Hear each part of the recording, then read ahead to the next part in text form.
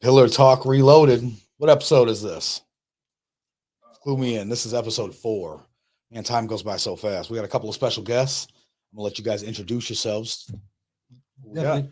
I'm Frank Kneisly from Broken Development. Just raising awareness on letting everybody know you're never broken, you're just under development. Beautiful.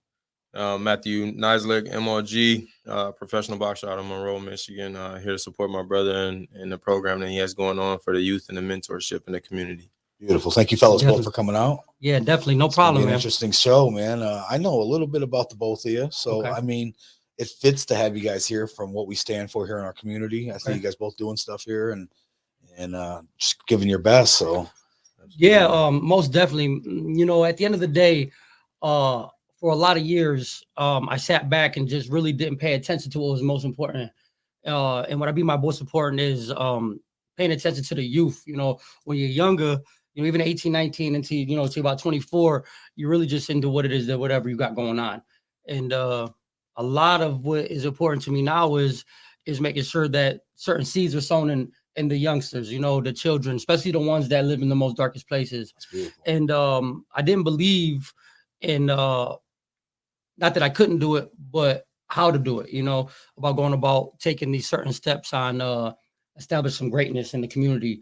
And you know, certain people like Todd Riggs from the boxing gym, Kyle Buckley from Conquering Giants, Matt Kneisly, Jeff Hart down at the church, you know, there's certain people that were all kind of built and disciplined, told me that I could do it, you know. We started off making hoodies, just trying to spread the message that you're never broken, you're always under development. You know, you're probably in construction out of destruction, you know, that you were. Say that again for them in the back. What'd you say? What was that? You said, say that again. That slogan. You told me that in the hallway. You're never broken, you're just under development. I love that. Yeah, most definitely. What does that mean to you? To me, it means for me, it means that for years everybody told me the most dark things, you know, you're never gonna be able to do that, you know, you should just do this. Or I'd have a great idea and somebody would tell me the things that I didn't have in my toolbox to build something like that. You know, being broken is some of the hardest things that somebody might have to go through, whether it's their addiction, you know, their family. They might have a father around, they might have somebody in their life that is in the military that has PTSD. And so they have so much going on that they don't even know how to focus on being in development. But being broken, but still being willing to face adversity means that you're just under development. You're in a position in your life where you know that I'm not broken. I don't care what you say about me. I'm not a statistic. I may have been a high school dropout, but I can still get my GED and go to college. Right. I have these passions. I'm a great writer, but nobody taught me how to outline and write a book and how to sell it on Amazon. You know, Kyle Buckley wrote his own book and Conquering Your Inner Giants and did everything himself from top to bottom. And nobody taught him how to do that, to teach himself, you know. Shout out to Kyle Buckley. Yeah, big shout out. Listen, absolutely. Kyle Buckley is definitely a pillar of this community. He has shed so much light on me that I was able to illuminate myself more so that I had the confidence to be under development so much more than I was. Maybe even speed up the process for me on the things that he gave me as resources, you know. Yeah, it takes guys like you, real talk, man. There's only a couple of them out there sometimes. We bless our community to have a couple of you guys. I appreciate it because that was the thing that was holding broken development back of coming to light. Was I always knew I had broad shoulders and carried a lot of weight, but putting the community on your back and then standing up to that standard, sitting in front of the presence of other people and having to live up to what you're trying to put out there is what's most important.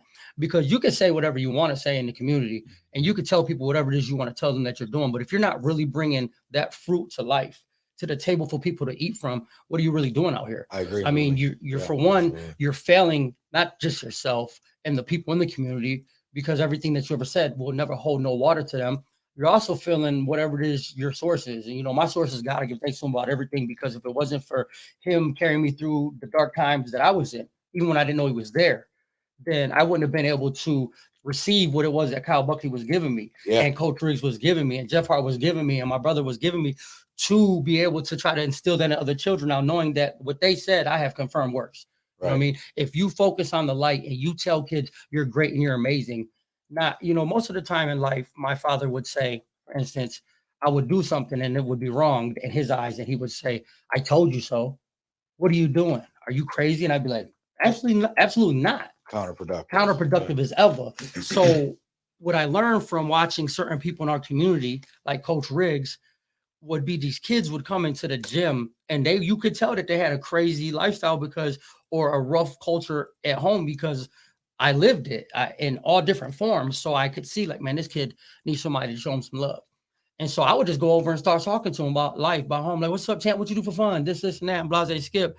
And coach appreciated it so much, he started like giving us our own teams and stuff because he had so many kids. At one point, like 50 kids when we were down Joe's Boxing in the basement. And since I've been creating Broken Development, I have taken time away from the gym.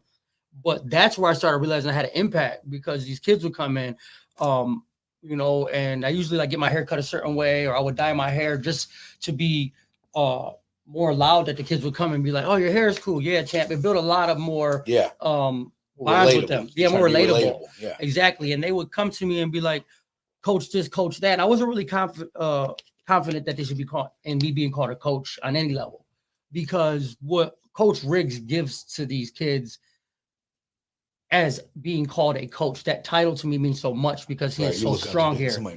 Crazy big way. He is the reason why I found a home here outside of Matt and Kyle Buckley's family. And there was no way in life that I would have felt like this was a home for me. No, not at all. Okay. I was originally in Chicago for a long time, and then Toledo for a very long time, then Detroit, then Monroe. So everything that I was ever a part of had to do with having to create your own safety. What I'm hearing is you've seen a lot. Oh, right? Lord, yeah. Just not past us. So some of these kids, as bad as it's been, haven't had to see some of the stuff that you've seen. Yeah. From the bigger cities. Knowing I'm from the city as well. Yeah. From Detroit. I've never lived in Chicago, but yeah, I can imagine that it's similar. And there's just tons of stuff I imagine that you've seen. Well, the things that I've seen, if it's okay, talk about a few things. I know some of the things are sometimes we don't want to talk about, but I'm an open book, man. The one thing I've learned about changes to become who I want to become, I have to be honest on all levels. So, I've seen everything far as that I was a part of was like the gang banging culture on a very high level, thinking that this is all I was ever going to have. You step outside, being safe isn't a feeling you ever have, even at home, because your parents might be under addiction, your father might be an alcoholic or might have left. Yeah. And so at a young age, it was me, my two sisters, and my mother. And she had a lot of issues going on in life because of just whatever it was and the choices that she might have made at the time. And I had a younger sister that had liver and bowel failure at 6 years old. She had the first surgery as a living as for liver bowel. They had to fly a doctor in named Dr. Bobo from another place to give my sister a surgery. And she's the longest living liver bowel transplant child at the time. She passed away at 21. So my mother was taking care of a chronic care patient, which my sister was, which means they could be gone at any time. Sure. And they never did this surgery before, none of that.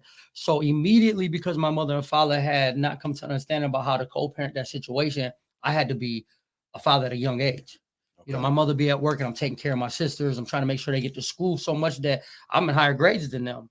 I had to get to school too, but I couldn't make it sometimes. I get them to school. Miss the bus. I'm not walking 10 miles to go to school. No, it was inevitable for me what we were being dealt that I was going to fail at some things.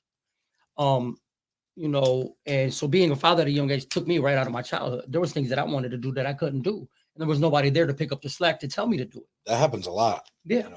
Yeah, most definitely. It happens so much more than we would ever believe because you get caught up going to work 9 to 5.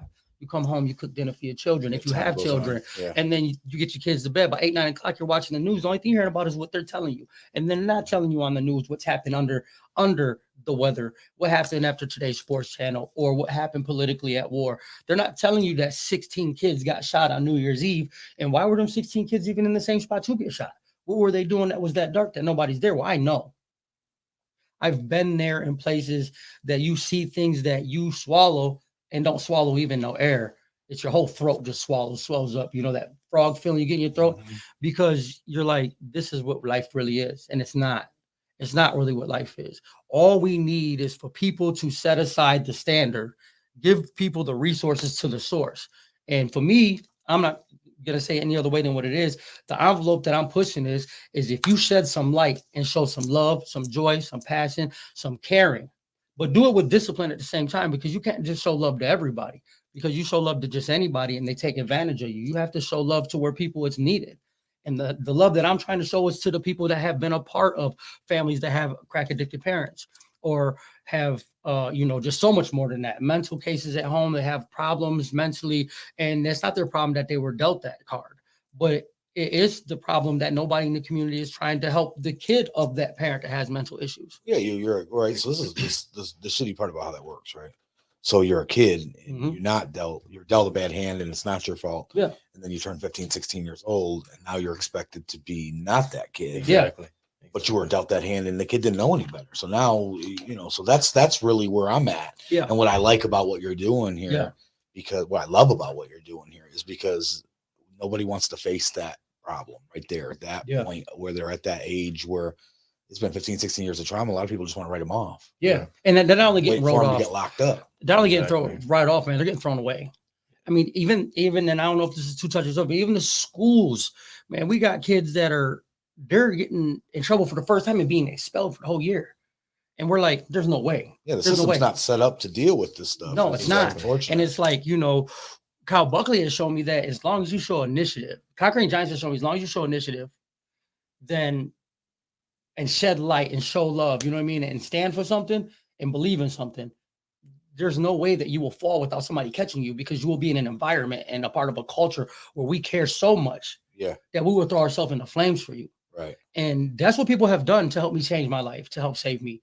They have stood in front of me and said, no, you won't. You know what I mean? Like to whatever it was that was going on in the world. And I'm not talking about specific situations, just my pain of going through what I went through as a child. I was on my own, 15 years old, sleeping at Walbridge Park because my father was putting his hands on me. He's not with me no more. And as much as resentment as I had as a child, I miss him so much now because I wish he would see what it is that I'm doing or trying to create so that people can be so much more of that than what he was to me at the time. But I do miss him, But I slept at Walbridge Park in Toledo, Ohio for a whole summer because I wasn't going back home to deal with that. And that's where my durability and grit started coming from. It started coming from that I'm willing to do whatever it takes to not be beaten and feel so dark and worthless. Most definitely did. And along the ways, I definitely had bumps and struggles to where I had to learn the hard way because you people that will take advantage of you as a youth and try to use you for monetary gain, man, or to teach you things that you don't need to know at all by any way, shape, or form. I had a guy put a gun in my hand. I was 14 years old and told me I was supposed to handle a problem like that. Yeah. You know what I mean? My mother lost it. She went berserk, and at the end of the day, it is why I want to tell somebody, pick up the Bible. Here's a book, put the gun down, pick the book up. Matter of fact, give me that thing. We're going to dispose of that. Here's a book. I've dealt with some things with some of these young teenagers, and I can't believe they're into some things that I would have no idea at them things at 14, 13 years in Monroe. Yeah, in Monroe. And that's what blows my mind because when I came here on the outside looking in, I was like, of course, because we come from there and I did the same thing. Yeah, of course. My whole life looked at it the wrong way. It took me till I don't even know how long it took from the mentality of from Detroit. Yeah. So when we look at the city, I'd go to other places and I would travel. And I would look for them.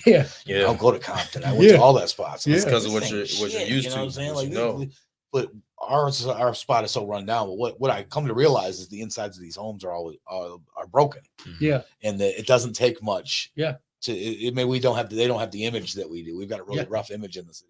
Oh, most definitely. The burnt homes. It's very evident when you get to the hood where we're at. Yeah. Whereas if you go to, which we did, AutoZone where Suge ran my man over. We went straight down there and it was we had AutoZone. It didn't look like Detroit. It didn't look like what we thought the hood was. So it took a lot of growing, but then realizing that inside these homes that these kids are all dealing with the same kind of stuff. It's just as bad. Yeah, and you're right about that. Like when I got here, I was like, man, Monroe, we moved here from Toledo because my children were in Toledo public schools and the graduation rate was like crazy low. I can remember the number was so low, it was under 30%. And I was like, there's no way I'm letting my kids get the education from here. And it was so true because when we looked up in the 50-mile radius who had the best graduation rate, it was Monroe High School. So I was like, didn't know nothing about this town. The woman that I was with at the time, the mother of my children, her parents lived here. So I was like, let's go there. Let's get the kids out of this environment. My son was coming home on a different mentality at like 8, 9 years old. There's no way I'm letting them grow up here.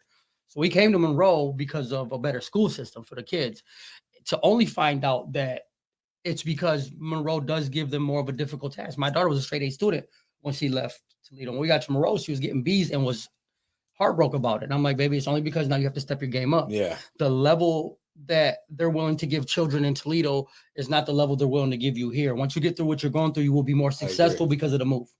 you know. And then today she's had 2 jobs in her life. She's worked crazy hours, you know, 40-hour weeks. She's out of school now. She's got money saved up, and she makes great choices and bad choices. And when she's there, I'm there to pick her up.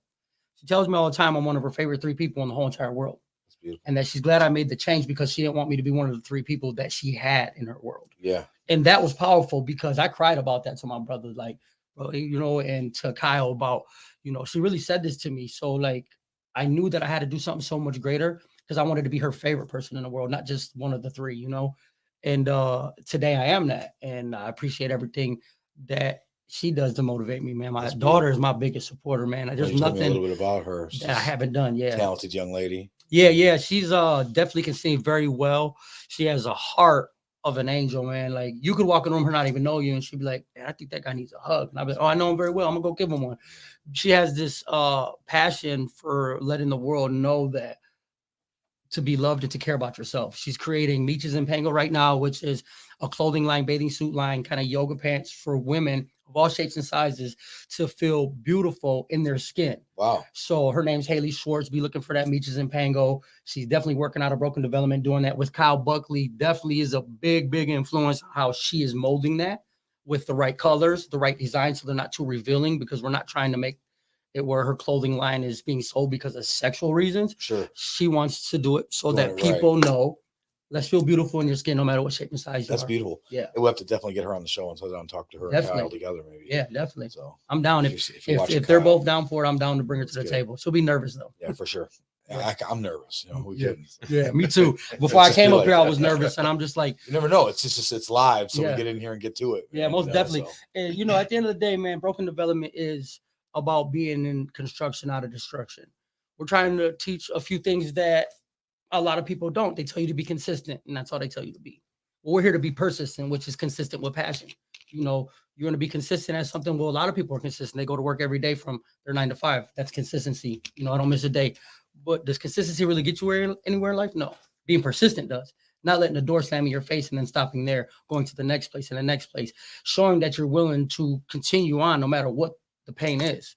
And some of us deal with pain, and I say us because I am Broken Development. With these kids, I am willing to get in the dirt, in the mud. I don't care if I got to roll around in it. Yeah, you told me some of the stuff, man. Yeah, I mean, like props to you.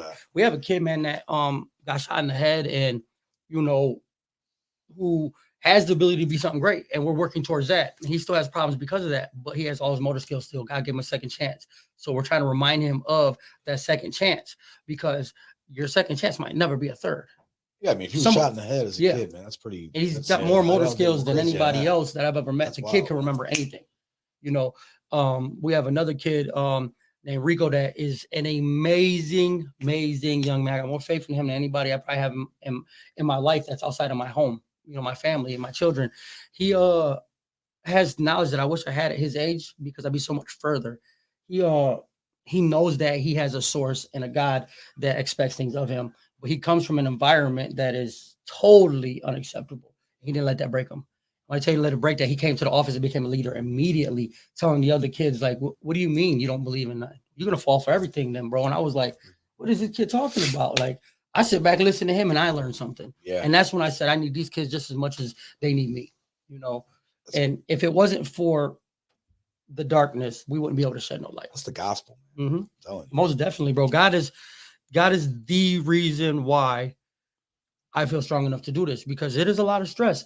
You know, you got 14 kids, 10 kids, 9 kids, 7 kids you're working with. I don't care if you're working with 3 kids. Their problems become your problems, whether you think about it or not. Yeah. You don't leave it in the office. Yeah. I'll be home laying in bed like, man, little bro is going through too much. I called him like, yo, what's up? You want to come on over for a couple of days and hang out with my son? Yeah. Play the video game. We'll eat dinner at the table. We'll talk about some things. Yeah. Can I come? Yeah. Matter of fact, can we bring bro? Yeah, you can bring him too. And then my daughter wanted to come, and then her friends wanted to come. Pretty soon I had like 6 kids at the table eating dinner. I'm like, what am I gonna do with this? That's a big meal, you know? Yeah. And then they go back home and their parents are real appreciative, tell me thank you. You know, they're coming home, they're being more helpful, they're being this, they're being that. And all I'm just doing to them is showing them something that nobody else did. And I'm really just winging it, because at the end of the day, this is all new for me too, because I know what I think the community needs, but am I going to be able to continue to do so under this amount of stress? Right. Most definitely I will be, as long as I keep praying about it. As long as I keep sowing the seeds that need to be sown, then I'm pretty sure I'll get the blessings that I need to get whenever they come, whenever they're ready for me. So that's beautiful. You know, I love what you're doing. I appreciate it, man. I really do, because it's people like you from Brain Jerk, you know, Ryan, that allow me to feel better about what I'm doing. There's so many people that might say I don't deserve this because I did go to prison. I did come home in 2011. I never went back. Feel free to speak on any of that stuff. Oh, Man. most definitely. Get into it. I went to prison in 2005, 2006, something like that. And for aggravated robbery, felonious assault, and escape. I was young. The old heads in the neighborhood used to tell me I had a lot of rabbit in me. I never knew what that meant. What do you mean rabbit? He was like, as soon as your problems start, you're gonna run at first. He's like, because you got all the energy in the world to do so. Some of us ain't got the energy to sit there and just be like, okay, I'm gonna take what they're gonna give me. So, you know, I got in some trouble. I did some things that were unacceptable. Like there's things now that I look in the mirror and I still look back, thinking back 10 years, like, what was you thinking? All this knowledge that you have now, how could you ever think that that type of stuff was okay? And so what I do, that I beat myself up about it, is say everybody has a journey and a process. And my journey made me strong enough to do what I went through now, because I can reach the kids that's been to jail already and been to youth prison camps and stuff like that. That's important. But most definitely. I mean, you know, it's a slippery slope, right? So when we talk about people in prison, if for me, if you're going to just automatically knock the guy right off the bat, then we're lost already. Yeah. Well, let me tell you something about prisons. Your departments of corrections now all say Department of Rehabilitation and Corrections, whether it's Michigan, Ohio, Florida, Rehabilitation and Corrections, which in my eyes, when I pay attention to a lot of signs and symbols, because I try to be wise about things like that, we're supposed to be rehabilitating people before correcting them.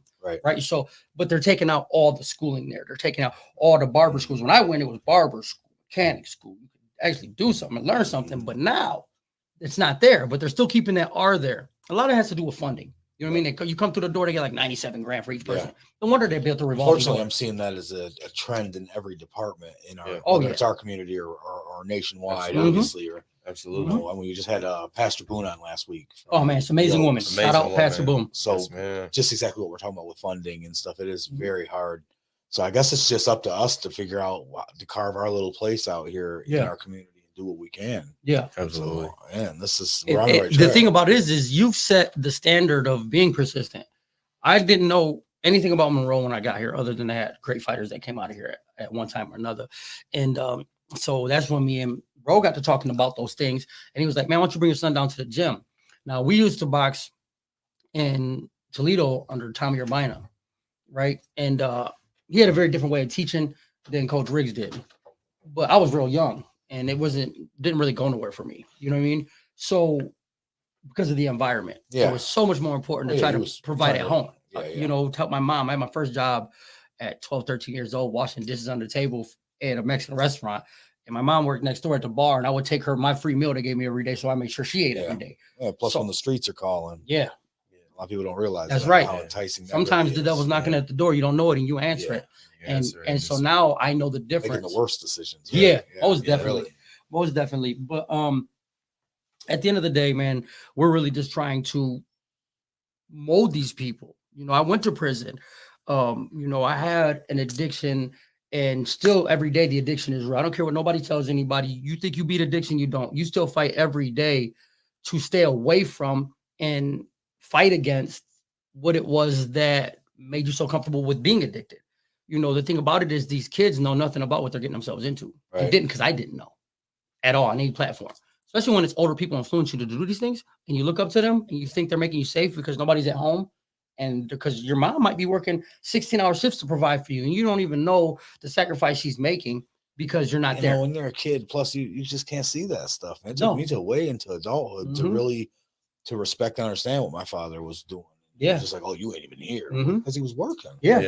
Yeah, man, he was, he was an alcoholic. My father was. Mine too. I would rather look at that and complain as a kid, even though he was trying his best, man. We were poor, but he was doing his best. Yeah. And that's the same conversation I have with my kids nowadays. I just had a conversation with them before leaving the house. You know, I'm getting ready to start working longer hours, and my son is at the stage where he's like, are you busy today? Are you going to be busy tomorrow? Yeah, he definitely is. Can we play Fortnite? Yeah. You know what I mean? So it's like, you know, and I try to stress to them that, you know, I have to sacrifice time now so that I can make sure to be able to spend more time with you later, you know. And right now they're young. They don't really fully grasp that concept. You know what I mean? But and they're great kids too. And I let them know, like, you'll see everything that I'm doing now, there's gonna be a reward that we're all gonna reap from it. You know, so they don't understand it now, but they will. You know, it's important to make the most of your time too. I'm sure you know. Absolutely. That's what I do. Yeah. I'm very busy. I got a million things going on, but always something going on online too. I see all the time. Yeah, man. We do tons of stuff. Yeah. And I just try to make the most of the time with the kids. Absolutely. So we make sure of that. But it's definitely important, man. There's nothing more important. You get to a point where you get out of your own skin.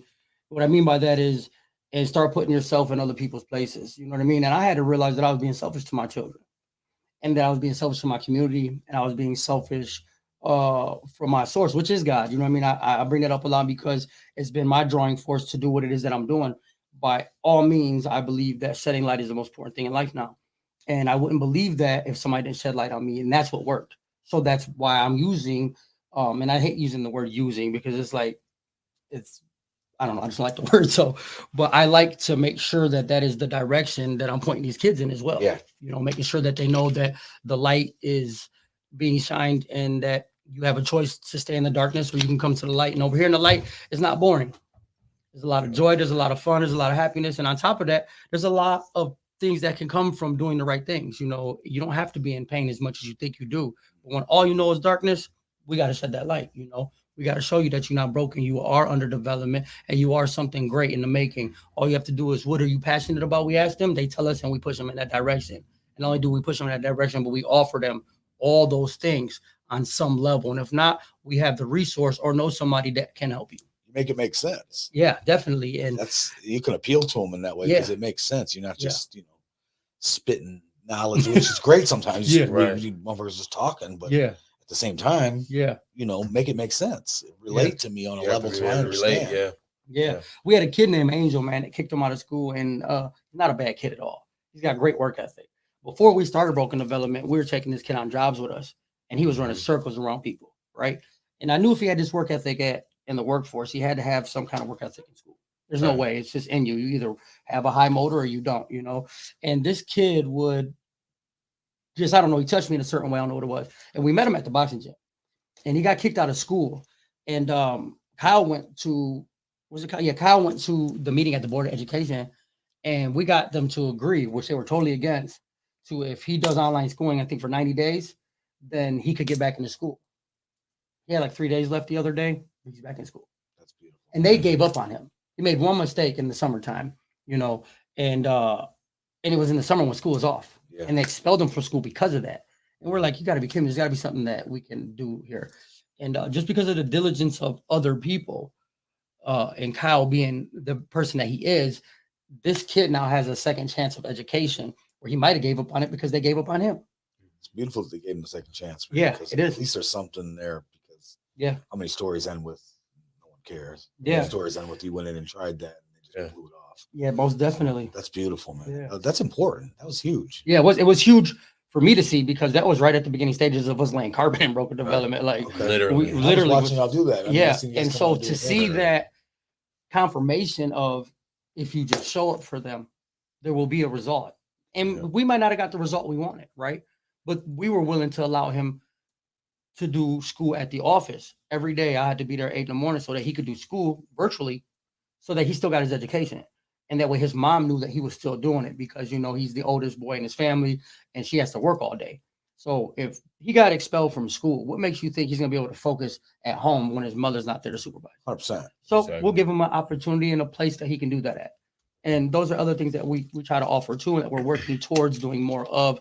Obviously, everything takes time and there's a process, but just like their development is a process, so is the steps towards trying to help in the community. I think it's all important for all of us to come together on some level, even if it's just communication about resources. What is it that you offer? This is what we offer. That's what they offer. And we all can pass the buck until these kids are getting what they need at the right time, at the right place, because a lot of things happen at the wrong time and wrong place. Yeah. And that might take them from their home for 40 years in prison or the grave if nobody steps in. Yeah. And if we just help one kid, it's worth it for me. Oh, yeah. Just one kid. So I'm okay with just the ones that I'm trying to help now. But the calls are coming in like crazy. We're definitely getting things rolling as far as, okay, this is working. and people are interested in this. Let's give them what we can then. And I really hope that the ball keeps rolling and the small snowball goes down the hill and creates so much more. I can see that it's gonna. You know? Yeah. I appreciate it, man. Every time you say that, I get all cheesy like a little school kid, you know, because drive, I see it. Because I put a lot of thought into, can I handle this, you know? And a lot of people do that. But, you know, that's the thing we're teaching people too. There's no self-doubt. You believe it, God believes it, the people around us believe it, you know what I mean? Brain Jerk believes it, Conquering Giants believes it, you know, Joe's Boxing believes it. There are places you can go to get love, regardless if you want to admit as young men that you don't need love, I don't need this. Yeah, you do. Yeah, you do. Because at the moment we opened the doors and I was like, you're going to get love and happiness here. We're going to push you in a creative direction. They never went nowhere. Whenever I'm here, usually I just came here, you know, for tonight. Usually when I'm here, I got 4 or 5 teenage kids with me at all times. You know, so, you know, everything we do is built up with love. So that's why we hug. Yeah, definitely. I was always interested in what you guys had going on for sure. Yeah, I appreciate it. You fit right in. I appreciate it, brother. Tell me more about yourself. Well, I'm not originally from Monroe. I'm from Detroit. Okay. I was born in Zone 8 and raised on the east side most of my life. And my mom, she moved us to Monroe in November of 2002. But the kicker was we didn't know we were moving until a week prior. You know what I'm saying? I come home from a cross-country meet, and I'm all excited to show my mom my first place medal. And she's like, hey, I'm glad you made it home quick. Start packing. I said, wait, what? Yeah. What was you talking about? Start packing. What I do? You know what I'm saying? So she's like, oh, we're moving. Where we moving to? Monroe. Did you know where Monroe was? I didn't know what Monroe was. I'm thinking, you know, maybe it's another street that I haven't heard of out in the city. I'm like, I've been here 16 years almost. Yeah, when you live in the city, it's you know what I'm saying, right? Yeah. So she said, yeah, we're moving to Monroe. So I got an attitude right off rip, you know. But so we moved to Monroe, and she moved us out to the beach area. Okay. Now, and everybody from Monroe knows, you know, in that subdivision, those subdivisions out there, you go to school at Jefferson. Yeah. I knew nothing about this, right? So in Detroit, just, you know, there's diversity, right? I went to school with everybody, Albanians, Bosnians, all kinds of stuff, crazy. Polish, Bengali, Pakistani, Yemenis, everybody, you name it. I went to school with them. So I come down here, and I'm one of 2 black kids in the high school. And the other kid, his name's Morris Epps. Back then, he fit in. He was a skater kid, right? And I'm coming from the hood. You know, I'm pants sagging, you know, t-shirt baggy, you know, my lingo, my walk, my talk, how I carry myself. Because when you come from that environment, you have to be a gorilla at a young age. You know what I mean? Yeah, you don't know it's different here. You don't know. Yeah, you don't know. Southwest, you know, right? We talking about the east side. You know, so so I ran into a lot of racism, culture shock. You know what I'm saying? So you know, I can't focus in school. I go from being an A and B student in Detroit in Hamtramck to being a failing student, and I'm an athlete. So if you don't have the grades, you can't do nothing. You know what I'm saying? So I was fast, cross country, track. I played football, went out for the football team. I was seen as a target instead of a teammate. I'm done with that. You know, immediately went out for the basketball team. I got called back immediately for the basketball team, but I couldn't play because my grades weren't up. You know, but so we moved to Monroe. I leave at 17, go down to Chattanooga, Tennessee with my dad, come back to Michigan, finish high school up north at USA High School. Shout out to them. I love everybody up there. They treated me with a lot of love and respect, and you know, I got a lot of family up there now. You know what I mean? But was it like it was here in Monroe? Like what no, was the culture like up there? So up there, me and my cousin were the only 2 black kids in the school as well.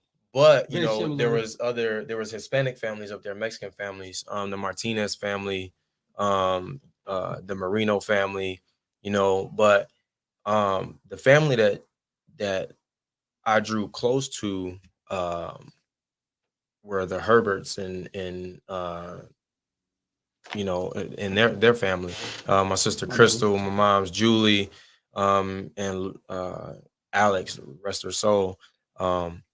But I grew close with them. My cousin was already close with them, you know, so they treated us as, you know, their siblings and sons and everything like that. So and that was cool. You know, we ran track, cross country, football, basketball, you know, so we were popular and everything was cool up there. Moved back to Monroe in 2007. And when I moved back to Monroe in 2007, I was playing basketball over in Greenwick.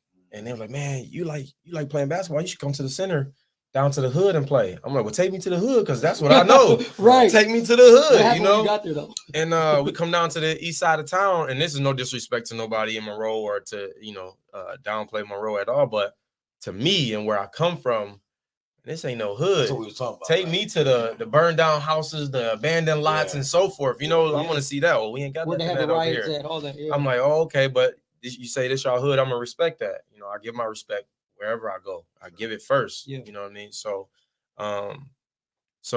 years go by and everything. I working, and I picked up boxing at the end of 2007. I met Ty Riggs at church through my brother Dave, and I got introduced to the boxing game, and I ran with it ever since. I fought amateur for 14 years on and off, and I've actually seen it fight.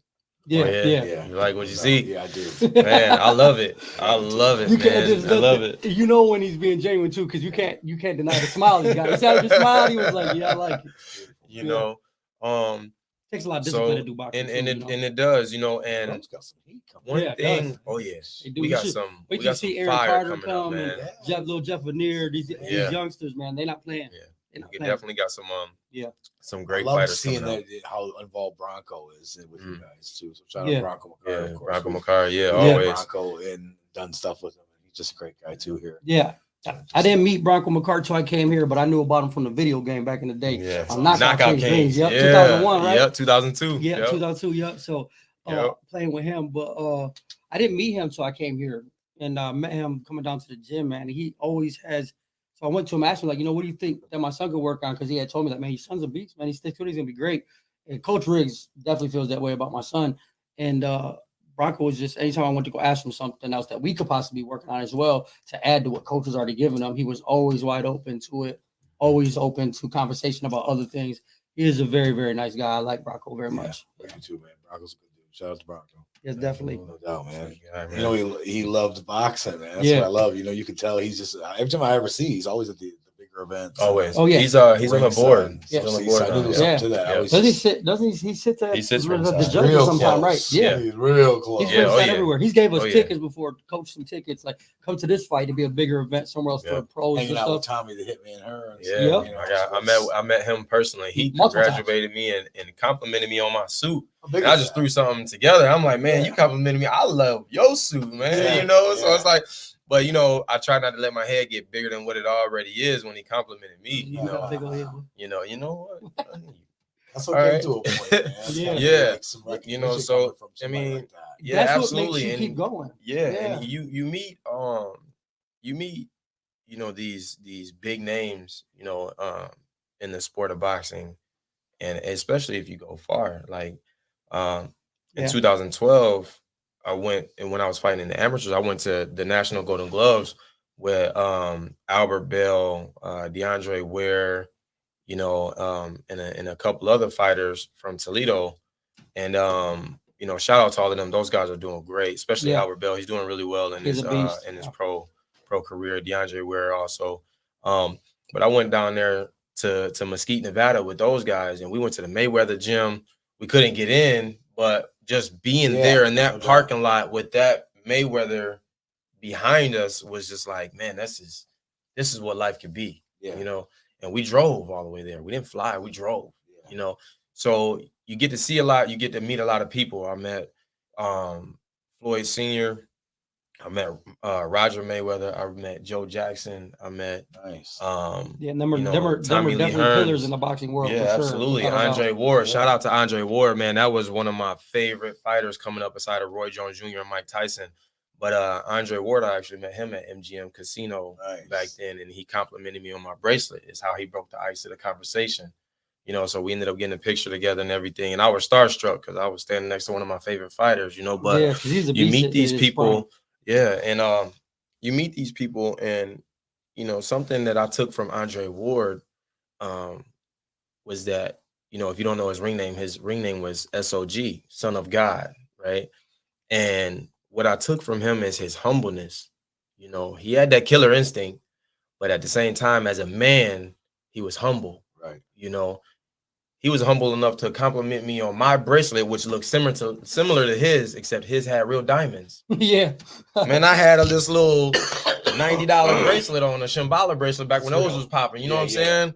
And here it is. He's complimenting mine, and he's got real diamonds in his. You know, that said for me. That said a lot. You know, sure. So I took from him his humbleness, and I've tried as much as possible to remain humble, not only in the ring but outside the ring as well.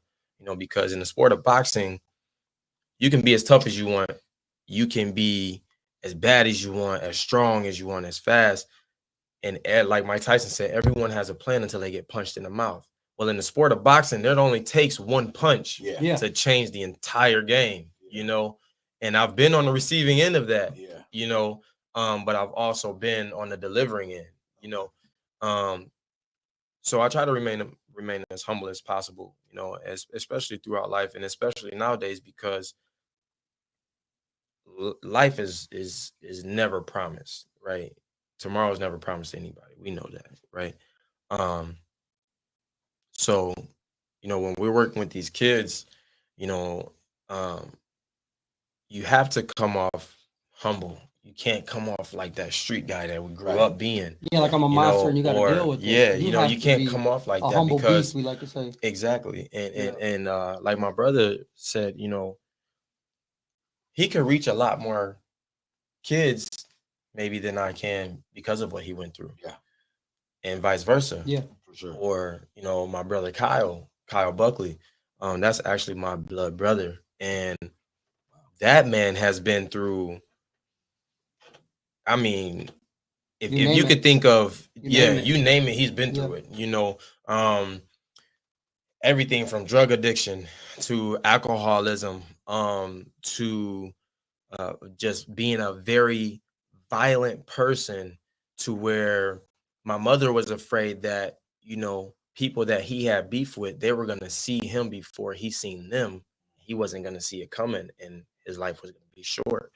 So he's coming from that type of background to now he's one of the youngest and biggest pillars in the community, helping out the youth. He's doing the mentorship down at the community center for the youth. He's helping out the homeless. He's getting homeless people. His good friend Joe, rest his soul as well. Joe had been homeless since I moved to Monroe in 2007. Anybody that knows about Monroe, Monroe knows Joe, right? The guy that pushed the cart around town all the time. Sat on Telegram. Yep. He literally. So I known for Joe to be homeless for at least 15 years minimum, right? Kyle was the one to seek out the resources to get him an apartment, a bridge card. Yeah, man. This guy had no bike, no and idea. This guy had nothing or nobody, and it started with a cold bottle of water on a hot summer day. Right? Kyle just took out his time, just a few minutes, and that few minutes ended up turning into a couple hours. You know, and that couple hours turned into a bond, a friendship, right? So it's the same thing that we have to do with these kids. And let's just be honest about it. You know, a lot of the kids in Monroe, and not just Monroe, in the world in general, but let's speak on Monroe, are lost. Yeah. Big time. Right? They're lost. Have no idea. Right? Yes. You have these parents that are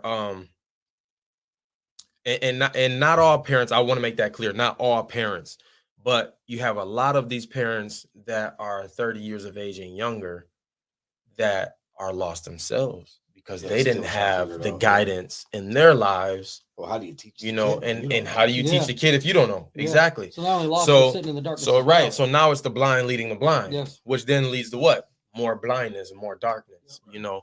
So, you know, we have to come to these kids with a humbled heart and an open mind and an understanding mind more than anything, to be able to comprehend what they've been through or what they're saying, you know, and you have to be able to read through the words. You can't just listen and let it go out this year. You actually have to take it in, break it down, build it back up for what it is, and come out with a solution, right? And that's what broken development is about. And my brother, when he first brought this to me, I'm like, you know what, bro? I'm like, you're onto something.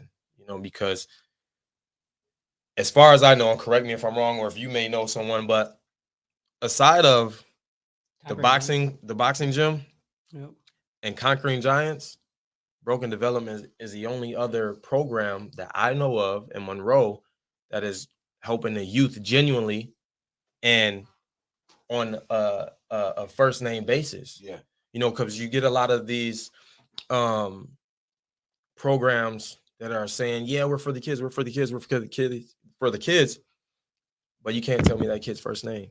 Right. What does that kid went through? What is his backstory? What is her backstory? What has she gone through in life that has her feeling less adequate as a young woman versus the young girls around her? What's making her feel the way she's feeling? Why is that boy feeling like his parents don't love him? Right. Or why is that boy crying every day? Why is he so silent? Why does he not have a conversation with people? Why does he shy off and go sit in the corner and just watch everybody? Those are the right? These are the questions that ask. people don't want to answer, right? They don't want to answer. They don't want to hear the answer. Exactly. Yeah, they're afraid of the answer. They're afraid of the It's answer. Why? And devastating it is devastating. And a big part of that has to do with this. And it's simple. It's simple, but it's the harsh reality.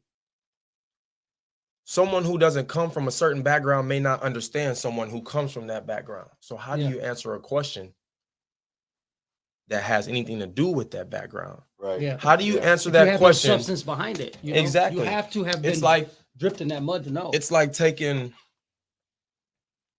a spoon-fed child who has been spoiled his or her entire life, comes from money, millions of dollars at home, brand new, so let's say 2020 Escalade. And it's not the driving fault to they came school, from money, but right? the culture they're getting is crazy. It's the culture, Right. okay? Let's say you take a kid from that type of background and you take everything away from him and you throw him in the middle of Detroit, Right. not knowing where he is. It's over with. Him or her, and you tell him you got to survive for 24 hours. What do you think is going to happen? No. Yeah. They're going to drown. Immediately, they're going to last 24 hours. They're going to get ate up. They're going to get eaten. Why? Because that's a jungle out there. Yep. And if you don't know how to survive, if you don't have those survival instincts, you're not going to survive. So in order for one to understand the background that one comes from, they have to go and either put themselves in that environment to be able to gain a better understanding. Without speaking much, just listening. Without speaking, exactly. Or they have to meet someone that comes from that environment. You know, even someone sit down and have a conversation with you. Yeah. Yeah, most definitely. Have a 2-hour conversation with somebody and give someone your entire background, where you come from, why you made the choices you made, or why you felt like you had to make those choices. And they'll gain a better understanding. Yeah. So that's the same thing we have to do with these kids. But like he said, they don't want to have that conversation because they don't know how to have the conversation, because they don't know how to answer those questions. And this is the thing about that. You got to be willing to go up and introduce yourself, because regardless if you come from that background or not, don't make that kid come from enough to come tell you anything about himself. Absolutely. So you have to be willing to be like, hey, champ, let me holler at you for a minute. And they'll be like, and first they look at you like, what's up? Who are you? Listen, my man, I'm not here on any type of time. You know what I mean? Mm-hmm. I'm not on nobody's time but God's time. I just want a conversation with you. And you give them 2 seconds of that kind of introduction, and you will watch the pain leave their face and the expression come back that they're comfortable. You need it, man. And that's all you have to do is say, I'm not on nobody's time but God's time, or I'm just here, bro. I just want to know something about you, my man. You know, I'm new in town. I never seen you before. You know, you look like you need a little something. You thirsty? You want a bottle of water? You know, that's something that Kyle uses as an introduction on a hot summer day. And he does it because he naturally wants to make sure people are hydrated. And he'll take somebody a bottle of water and say, hey, want some water? Yeah. That's where it starts. Right? Yeah. That's it. You want a cold bottle of water on a hot day? Of course I do. None of them say no. That's the thing. On a hot summer day, and nobody ain't got no liquids in their hand, you ask them, you want a cold bottle of water? Yeah. They're going to say yes every time. Absolutely. And that's all it takes to open up the door. Mm-hmm. And now they know you care, even enough to give them something to drink. Where somebody, they might even have nothing to drink at home because the water not even be turned on. And they don't need, nobody even knows that this kid's taking cold showers or can't shower because the water shut off. And you might not have the resource yourself, but you might know somebody that has the resource to get that water turned back on. Now that kid will come to you any time of day, and it only took you a 20-minute phone call to tell somebody something. Mm-hmm. What we're doing out here is shedding light where the light already is. You can't hit light switches where light switches are and think you're doing some good. Exactly. You can't do that. Exactly. Because you're doing it because it makes you feel safe to do it there. Yeah. Now, when you come from a place of darkness, where I always say darkness because that's where it's at. You close your eyes and you still have nightmares about the places you've been at or things you've seen done to people. That's darkness, because you don't see it when your eyes is open unless you go back there. So what we want to do is we want to shed light where it's dark at. Because I'm not trying to shed light where light already is, because then people are safe and there's love being shown us somewhere. Not that evil doesn't dwell everywhere, but there's less pain where the light's already been shed. So we're going to the trenches. We're going where, okay, these kids, parents have a crack addicted mother. Let's go check on this kid. Yep. You know what I mean? We're going here. We're going to go see what they're talking about over there, because we know that it's needed here. Yeah. And if we do God's work and we do light shedding at least twice a day, I mean, twice a week, even if we did it just then, we'd be making an impact. We're trying to do it 7 days a week, 365 days. Like Kyle said, 1% better a day makes you 365% better every year. That's what you got to tell these kids. Don't overwhelm them. Tell them 1% a day. So I tell them that. I took that teaching from him and I use it, because when I tell these kids that, they're like, that makes a lot of sense, bro. For ourselves. Yeah, these kids, when I told them that and the impact it had, now they believe they can change. All you expect of me is 1% a day. I said, listen, if even you open up a door for an old lady today and tell her have a blessed day, that could be your 1%, because you never done it before. And you being humble enough to show somebody that you want to open up a door and be polite. That's love shedding, light shedding moment. 1% a day is all you need to do. And you will be 365% at the end of the year better. It's around to something, man. Yeah. And some of us don't. Like every day, I might want to be lazy one day. After the event, we threw the event here. We had a great turnout. It was amazing. You know, there's a lot of testimony and light shedding. It went a different direction than I planned originally, but I think it went even better because we had so many stories of people standing up and saying who they were, what they've been through, and what we need to do in this community. And I got so many great ideas from each individual that I now know I have more tools in my toolbox to bring to the table. And I have people to lean on. You know, I thought today we were only just coming to talk about like my story and what I've been through. And what we talked about right here was so much more important than just that. You know what I mean? It's how it happens. All you have to do is start to snowball down the hill, and it's going to do what it's supposed to do on its own as long as you stick to the plan. Yeah, you know what I mean? And make the effort, right? Stick your neck out. Most definitely. That first foot out, take that step. Mm-hmm. Absolutely. That's all. Without a doubt, these children want loved. I don't care how much pain you got to dig through. Some of these kids got layers of darkness. Yeah. You know, how much pain they've been through. And I'm like, okay, so there's some pain right there, some hurt right there. There's some of this right there, some of that right there. But at the end of the day, you got to know that these kids have layers of and walls built up.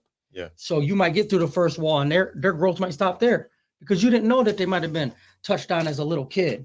You know what I mean? Or they might have been beaten. You know, I know this kid that was getting beaten, and him and his two brothers were in foster care, and they had their own children in the same home, and their children were getting brand new Jordans and shoes, and these kids were getting Payless and going to the same schools with the same parents under the same roof. You can't tell me that kid ain't gonna have layers I got to dig through all year to just get him to get at the same process this kid is. You have to be willing to put in the time, and it starts in our community. It starts with other people like Branger, who's already been here for so long, doing what you guys do, showing love, shedding light with all genres of people. You guys don't just work with one type of person. Right. You guys work with all types of people. Everything I've seen you do has been all over the place, showing love and smiles. You know, what Kyle's doing is going to make a difference. What we are doing is going to make a difference, especially if we come together. And we turn into a transformer, and you're the leg, and I'm the arm, and Kyle's got the head, and he's the chest, and D Mills might be this, and Coach Riggs might be the sword. And now we're out here doing Megatron stuff, you know. And I gotta tell you, man, that's our motto. Yeah. We may not have known that, but we've been saying that, you know, shout out to Mikey, 8 Mile. Yeah. Brain Jerk and him sat down one time, and we were really talking, and back before our co-op, and that was it. I said, you know, we like the Avengers together. Like, alone, yeah, sure, you're Spider-Man and I'm Batman and he's, you know, Black Panther and shit, but together, that's a great way to look at it. We're the Avengers. So what you just said resonates so much because that's exactly what we've been saying. So I'm glad to be able to be with you guys, and then I got some ideas myself already just listening that in ways I think this summer we can really try to make some change and try to help out with what you guys got going on here. Well, this is what I like to do from my side, man. And I promise you, anytime you give a call to us, if you need some help just getting things set up, just because, you know, hey, let me call Broken Development, see if they want to be a part of this. We want to, and we want to do it just to be a part of the community and shed some light and some love, man, and some joy, make people smile. You know, outside of doing what we're doing that is very serious for us, that we take serious, we like to sit back and laugh at other people's events too, man, and high five and help them do what they got to do. So it doesn't matter if you need flyers passed out, we will pass some flyers out. You know what I mean? Because I know you show up to support my brother at his fights. I've seen you at a lot of them, and try to show up to most of the community stuff that we can. Anybody in our community, we want to support that, shine light on it. And now we're talking to these kids, so I just appreciate the opportunity to be able to help here. Yeah, most this is definitely. what we need to do. Absolutely. Yeah, I'm in total agreement that if we come together, there's nothing that can stop any growth at all. It just has to be done.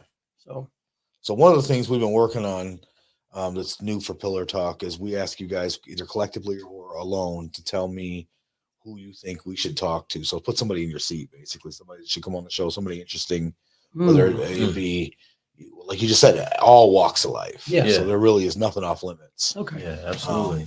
Anybody you could think of right off the top of your head? Put you on the spot, and that's the fun part. Don't overthink it. Josh is back here transcribing, so make sure he writes this down. Yeah. I mean, there's quite a few names that I could, throw out.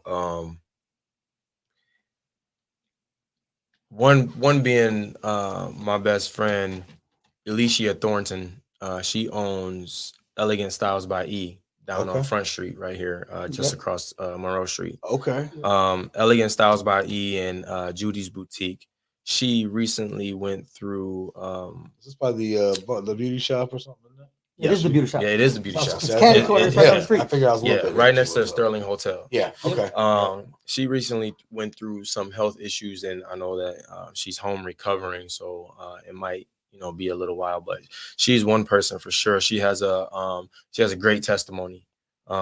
Everything from where she comes from, what she went through as a kid, coming up as a teenager into adulthood. What she's still dealing with, but most importantly, the light that her testimony can shed, especially with young women. So she would definitely be one. Another, I'm super interested, being that she's especially right here. Oh man, and she's done everything on her own. And she has, she literally is the definition of starting from the bottom. And I watched her start from the bottom. You know what I mean? And when I say I'm proud of that woman, like words can't explain how proud I am of her. We were taking a walk one day downtown, and she was talking about wanting a building downtown. Yeah. And I'm like, you know what? That's crazy. And then as soon as she mentions we walked by a building over here that was empty that had a for rent sign. And I said, yo, grab this number. You literally just said this, right? Grab this number. She called the landlord and had a showing 2 days later. I'm pretty sure it was 2 days later, and she ended up getting, a building. You know what I mean? So, she's definitely put in her work and put in, her footwork, and went out and done what she was supposed to do. We definitely sit down and talk to her. We booked in May anyway, so she's got a little time. But yeah, she would definitely be one. Another person, I would say Todd Riggs. Honestly, you stole my guy. I'm gonna let you know. I'm gonna let you know. He might get emotional a little bit because it's the passion behind what he's doing that he believes in. He's done everything he's done for free. For free, so he doesn't get paid to do what he does. And he's able to do that and able to be the man that he is. Yeah, absolutely. That's like a second father to not only myself but a lot of people that have stepped foot in the boxing gym over the years. He found me my first home here and everything. And he's another person that wouldn't be where he is today, couldn't do what he does today, couldn't have the life he has today if it wasn't for God. And he'll tell you that. Yeah. I knew neither one of you was making it out of here without saying Todd Riggs. Yeah, I love that. Hey, I wanted to say it to you, and I thought, well, that's not right, because good and well one of them, if not both of them, are going to. I mean, that's probably one of the biggest influencers, without a doubt, whether it's having a golly conversation, a boxing conversation, having a dancing conversation, and he's funny as ever. And he's funny, he's funny as ever. That would be a good person to have on. You know what I mean? So those are just a couple of the many names. He might start dancing here, asking you if you can dance. You got something for me, champ? You got something for me, champ? Yeah, he's fun. A person that I would recommend to be on here. I don't know if you had Kyle Buckley on or not. If you have, I think we may have talked to Kyle, but we're gonna definitely have Kyle. Yeah, because he would be my first choice because of what he's done for me in guidance. Yeah. He is a mentor in the community. I'm trying to mentor in the community, and something that I told myself was I'm used to being like a leader in everything that I do, where I take charge at work, I always get a position of authority in like 90 days. I'm not stroking my own ego or nothing, but I take that type of stuff serious when I'm in the room. I try to be somebody that can help the situation. And if you can't do it, let me give it a shot. And I usually do pretty well. But I told myself on this one, I know absolutely nothing about this. Where I come from, they don't teach this stuff. Yeah. So Kyle, can you do me a favor, please? I'm willing to be the student if you'll be my teacher. I'm a firm believer. If you want to learn something new and you want to do something great in life, you must be led before you can lead. Because leading in destruction, everybody does. All the negative stuff that I grew up around, it was easy to be a leader in that. It's hard to be a leader when you're trying to shed light and be a pillar of the community. So I asked him, will you teach me? Right. But the person that I would like to see on here for sure, that I've seen grown so much, who actually I was kind of nervous today to come here and talk for some reason. I was with bro for a minute and I'm like, man, I'm brushing my teeth again before I come down. I'm like, man, I'm really nervous today, bro, for some reason, because it's about something that I care so much about, you know, I think. And the passion behind this is, do I want to say the wrong thing that might turn a parent's kid off about my childhood or me going to prison? Yes, I've been through all that. Yes, I've done all that. And guess what? I was broken, but now I'm under development. Right. And I would like to see John Buckley here. Absolutely. Solo, I was literally thinking him I would as like you were to talking. see their brother Kyle here, who went through adversity on all levels, just like him and his brother did. But now he runs his own crunch workout gyms. He teaches nutrition. He teaches mental stability. He works on bodybuilding. He is a rap artist. He is a singer. He is a actor. He went down to Florida and became a model. This man came home from the darkness. And when I tell you, he brought a little bit of light from every place that he's been at. And he's the one that told me today, he was like, what do you mean? He was like, man, what you do now, you do, and you could talk about it, Frank, and you can do it, and you have joy from that, as opposed to what you could talk good about before was dark. So you wasn't too happy about that. You just gotta hook that up. Yep. So I'll definitely link him up with you guys, because Absolutely. that man is the reason why. As soon as he said what he said, I was like, man, you know, right, I got this, you know. And I came here not with ignorance, or I didn't do that with arrogance. I did that with knowing I got God on my side, and if it wasn't for him, I wouldn't be in this chair anyways. Absolutely. So because of that, I know he has what it takes as well to help in this community, and I would love to see him here with you. Sure. Absolutely. Well, that sounds good to me. Yeah, definitely. Link it up, make it happen. Yeah. One thing I want to say before we go is pillar talk. So these are our pillars, guys. These are people that hold our company up. This is people that are very close to our lives. Obviously, we got the Little Brown Jug, Jeff out maybe Michigan. Shout out to Jeff. Yeah, I'm hip to that. Okay. We've got Amaya's Mexican Grill, Tino Yes, Amaya. sir. Shout out to Yeah, we Tino, eat there. We the eat big there. dog, Those you know. enchiladas be on fire. We got Deb's Floral. Okay. Shout out to Deb's Stalegrave. Okay. We've got Lane's Pizza. He actually just jumped on last night, but we've been working a lot with Lane's. He was just here. We had pizza out there. It was good pizza too. I had a Shout out slice. to Brandon Lane. Definitely good pizza. Great guy. Of course, 8 Mile Vodka, Mikey Shoe. Mikey Shoemaker. Yeah. Mugsy's in the Monroe Sport Center. Shane Held. I can't say enough about these people. These are people that mean much more than I could sit here and talk about sponsors. Okay. Yeah, no doubt. These are people that are mentors, not only to me and Josh and Brain Jerk, but our community. These are people that really care about what we're doing. We still got D Mills up here. Shout out to D Mills, undefeated. Yeah, did it again. Knockout. Did it Yes, again. sir. He told us today that he was number 43 in the world. Yeah. 43 in the world, and I think he's ranked number 6 in the country.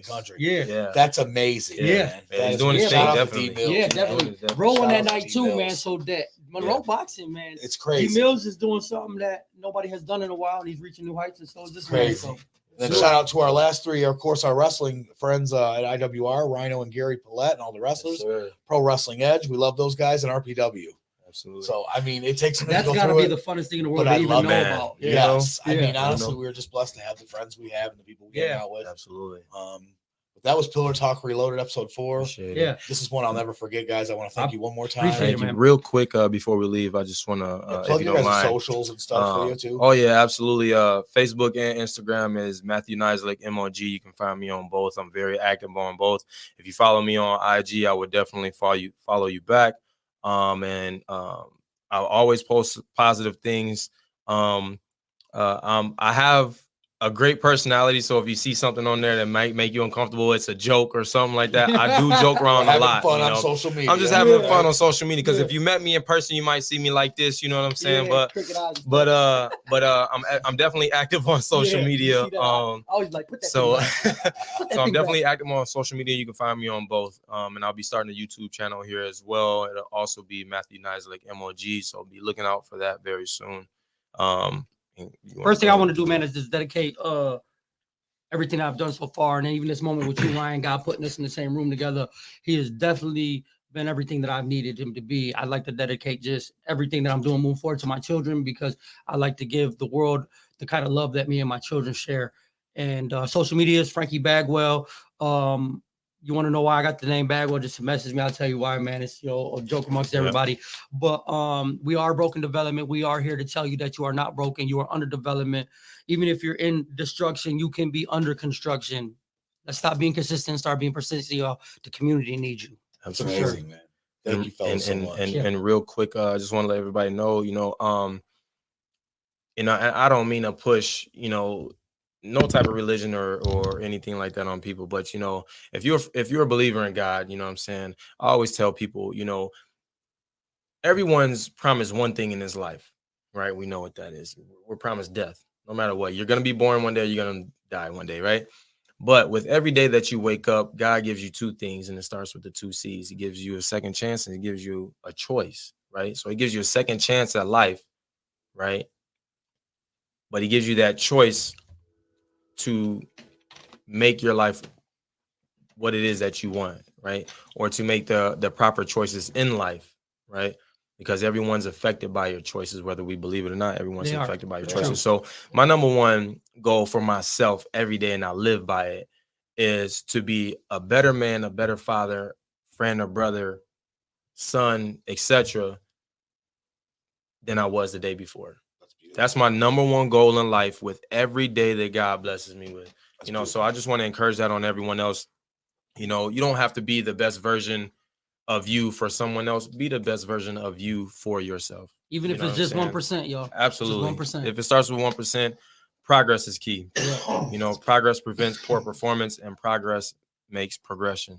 Remember that. Yep. God bless. God bless. Thank you, guys. Definitely, brother. Thank you. Yeah, man.